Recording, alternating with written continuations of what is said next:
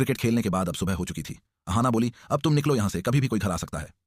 लेकिन हर्षा अभी भी उस हेवनली वाइब से बाहर नहीं आ पा रहा था। जैसे ही अहाना दरवाजा खोलती है, वो देखती है कि उसके मम्मी पापा बाहर खड़े हैं। सांसें फूल गईं, धड़कनें तेज हो गईं और उसने तुरंत हर्षा से कहा, भाग अंदर और अलमारी में छिप जा। अब बेचारी अहाना एकदम फंस गई थी। एक तरफ बॉयफ्रेंड अलमारी में, दूसरी तरफ पूरा घरवालों का बारात बाहर। अहाना ने जैसे तैसे खुद को संभाला और जाकर दरवाजा खोला। लेकिन ट्विस्ट यही नहीं था। मम्मी पापा के साथ गांव से भाई साहब भी तशरीफ लाए थे।